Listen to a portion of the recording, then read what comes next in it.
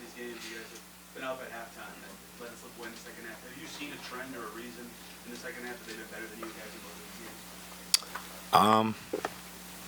Honestly, it's just the willpower, and it seems like they really just wanted it more tonight.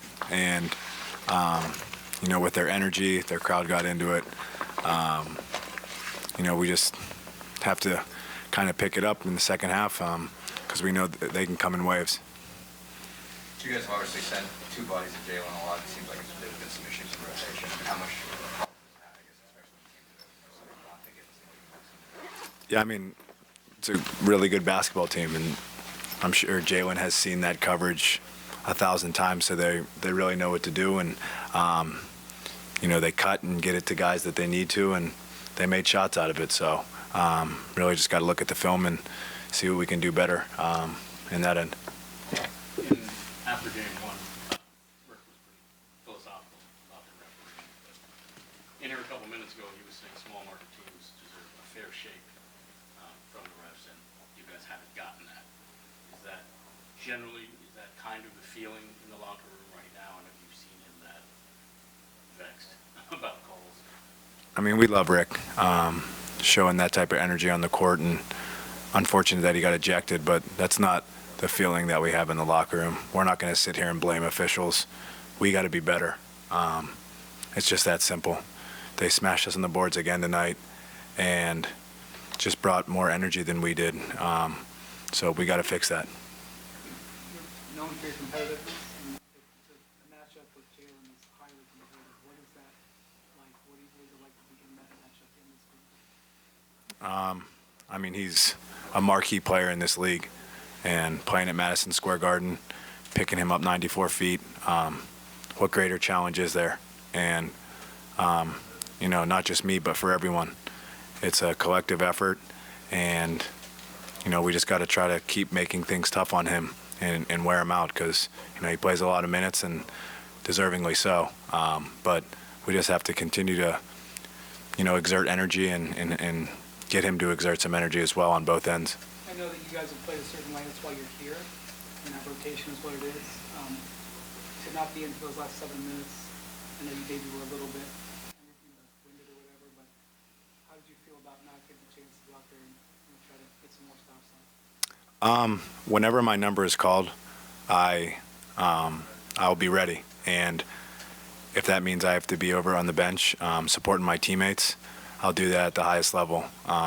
Rick's a Hall of Fame coach and has been doing this for a long time.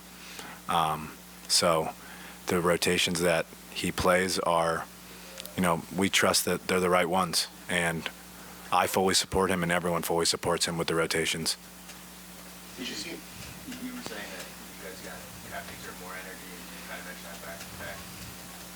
Do you find that surprising that's an issue against a team that's basically like a six-man rotation now, yet seems to be getting stronger in the second half of these games? Yeah, I mean, it's frustrating, to see a six-man rotation and guys are playing 40-plus minutes.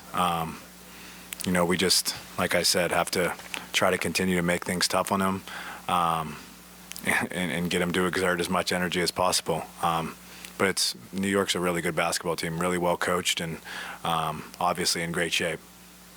In that second half, did you see anything different from Brunson? Obviously, he didn't play the second with that sore right foot, but did you see anything different from how he was moving to get to his shots or anything, spots or anything? No, I mean, he's one of the most elite at getting to his spots, sore right foot or not. The guy's just a really good basketball player, and obviously a tough cover for anyone in this league. So you just have to make things difficult because you're not going to shut a guy like that down. What did you think was the biggest difference between Tyrese in Game 1 versus Tyrese tonight? He was aggressive. The best thing about Tyrese is that he's not going to force the issue and take bad shots. And, the guy gets 10-plus assists in his sleep. But, the kind of the energy that he had, he gets blitzed on every pick and roll. So, him figuring out ways to kind of, combat that and get to his spots and shoot the ball. It was really good to see tonight. You mentioned more, guys. You mentioned the rebounding. What do you think about the Knicks front court right now? I mean, obviously a lot of these guys are hurt. What do you think of guys like Joshua and Shine? I mean, they're really good at what they do. It's been a focal point for us that it's got to be a collective effort on the glass, and it's just, they keep working and working and working, and you just have to give them credit. But we have to be better. Do you find yourself at any point thinking, like, at a certain point, the war of attrition is going to come back on these guys? Right? Like, they can't keep this going for this long. I mean, if we don't turn things up a bit, they can keep going.